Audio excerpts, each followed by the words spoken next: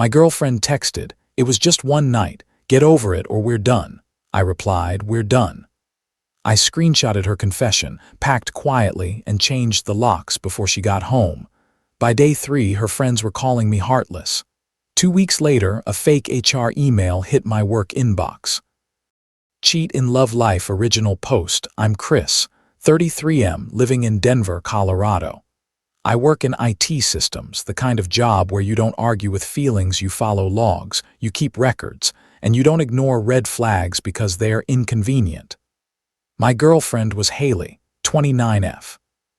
She worked in marketing for a fitness studio chain. She was magnetic in public. Laugh first, hug first, everybody's best friend. At home, she could be different, not mean all the time, just sharp when she didn't get her way. We'd been together a little over 2 years, living together for 9 months in my condo. Mortgage in my name, utilities in my name. It started as we're building a life, and for a while I believed that. But Haley had this habit of turning boundaries into insults. If I asked a simple question, I was interrogating. If I wanted a calm conversation, I was cold. If I didn't instantly agree, I didn't prioritize her. Still, none of that prepared me for the night I found out she cheated. It wasn't a dramatic movie reveal. No lipstick on a collar, no secret phone hidden in a drawer. It was a notification. We were sitting on the couch after dinner. Haley was in the shower. Her phone was on the kitchen counter because she'd been playing music earlier. I wasn't going through anything. I wasn't even touching it. It lit up on the screen with a message preview. "Evan, last night was fun. Same place next week." My stomach didn't drop. It went quiet.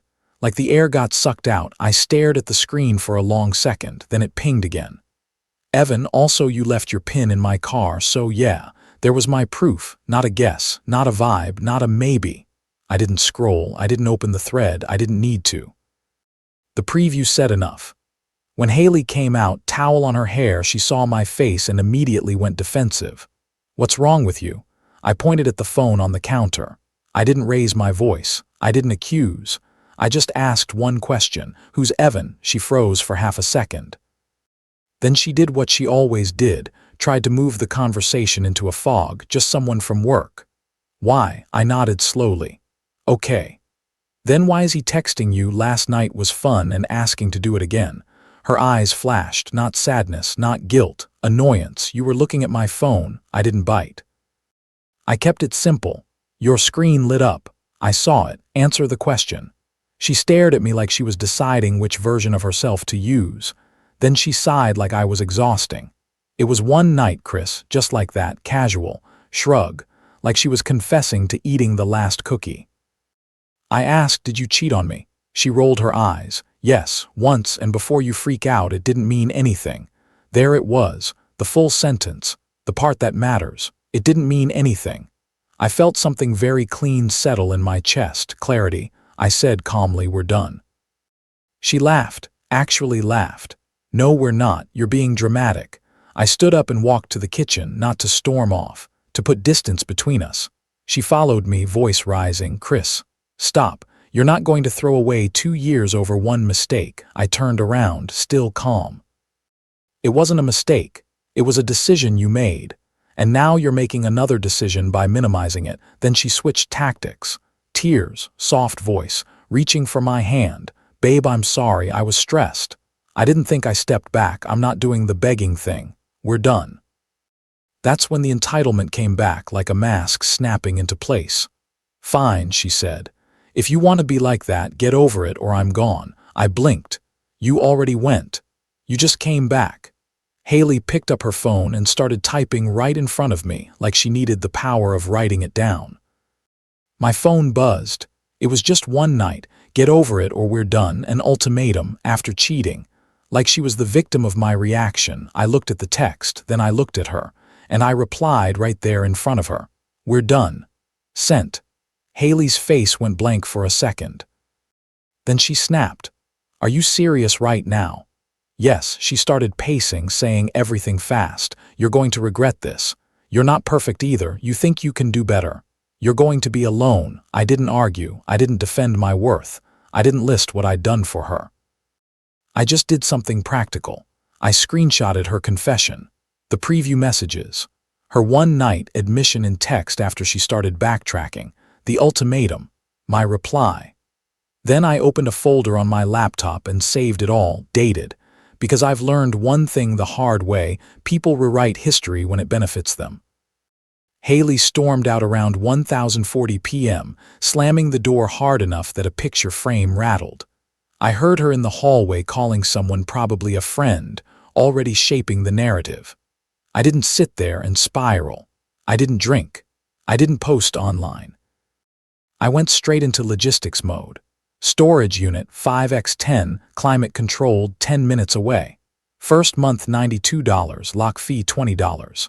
Gate code emailed instantly. Cargo van rental for the morning, $48 for 4 hours plus mileage. Locksmith scheduled for noon, $185 to rekey and change the keypad code. Then I packed, quietly, neatly, like I was closing a chapter, her clothes into the suitcases she brought when she moved in, shoes into bins, toiletries into a tote, her ring light and tripod into a box. I took a quick photo of each box before sealing it. Not to be petty, proof. At 1:08 a.m. Haley texted, "Don't touch my stuff. I'm staying at Megan's." I replied once, "Your things will be in storage tomorrow. Contact me by email for pickup." Then I turned my phone face down and went to sleep. And I slept, deeply. Which told me everything I needed to know. Update 1: 4 days later, Haley didn't come back with an apology. She came back with an audience. I know because my doorbell camera pinged while I was at work. She was at my door with 2 friends, Megan and Ashley, standing like a little support squad. Haley tried her key. It didn't work. She tried again, harder. Then she looked up at the camera and mouthed, "Open the door." My phone started buzzing immediately. "Haley, this is crazy, Haley. You can't lock me out, Haley. I live there, Haley. You're really doing this." I replied once, calm, "Your things are stored. Communicate by email only." Then the flying monkey started. Megan messaged me on Instagram, "Chris, you're overreacting." She said it was one time. Ashley texted, "Men always do this. You punish women for mistakes." I didn't debate. I didn't insult. I sent one screenshot, the ultimatum she texted me after cheating.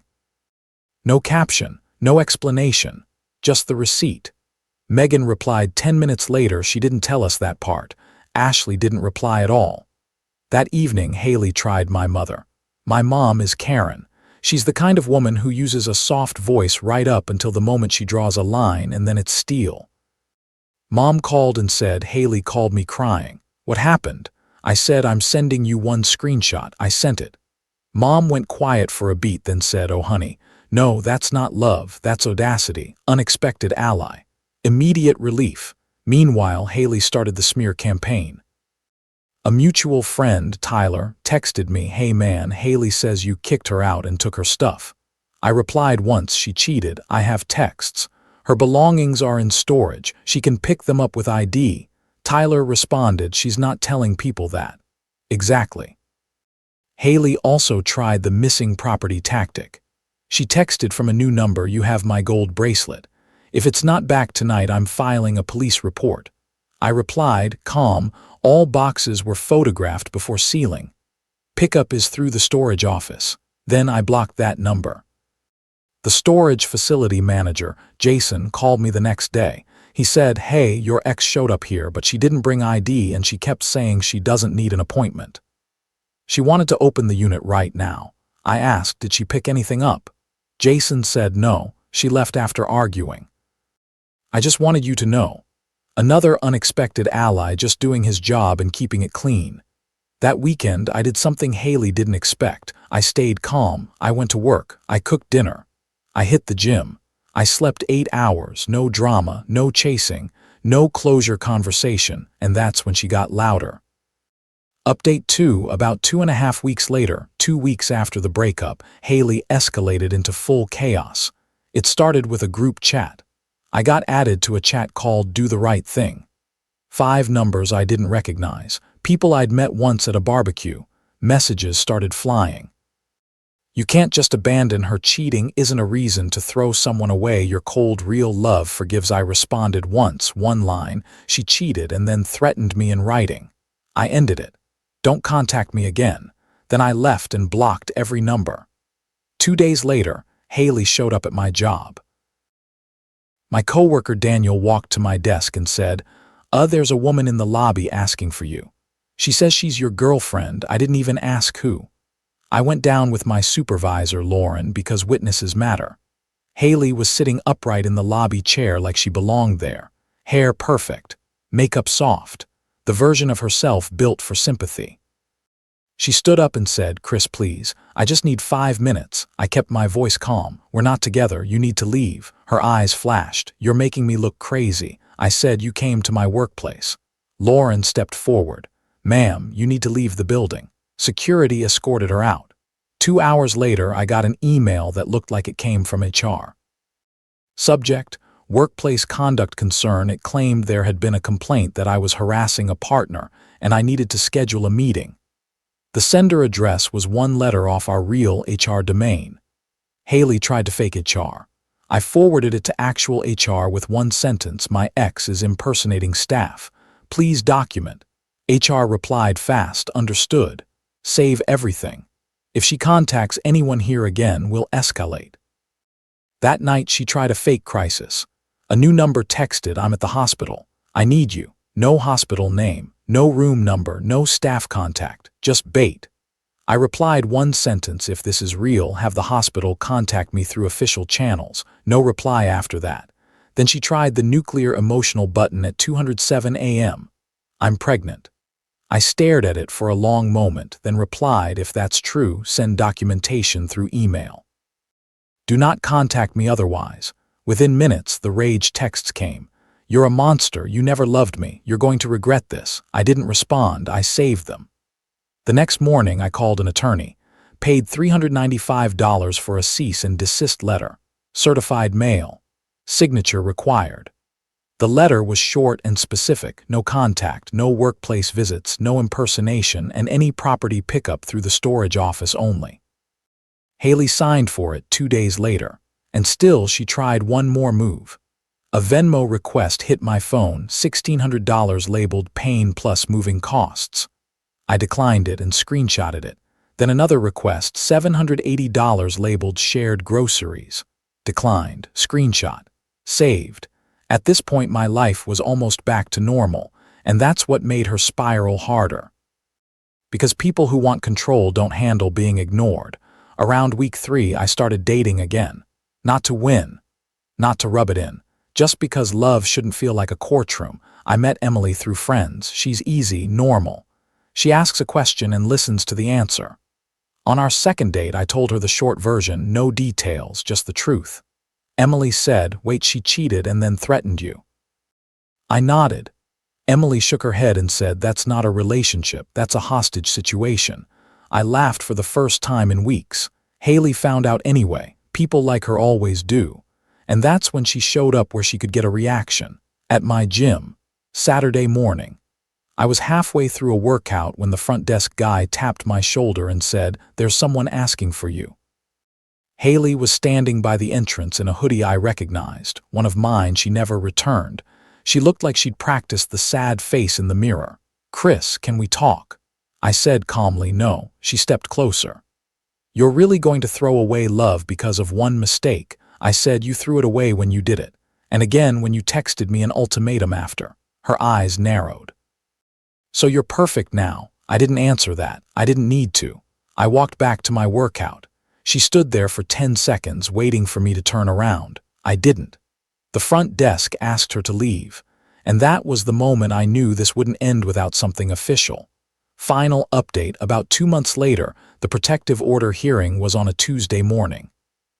I walked into the courthouse with a folder so thick it barely closed, screenshots of the cheating message previews, her admission that it was one night, her ultimatum text, her harassment from new numbers, the fake HR email, the workplace security note, doorbell camera clips of her trying the key and pounding on my door, proof of the cease and desist delivery, storage receipts, locksmith invoice.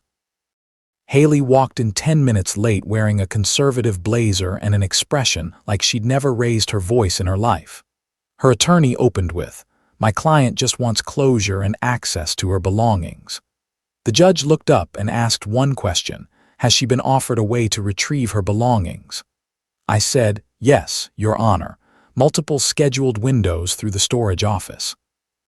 She refused unless I spoke to her privately. Then the judge looked at Haley. "Did you text him? It was just one night. Get over it or we're done."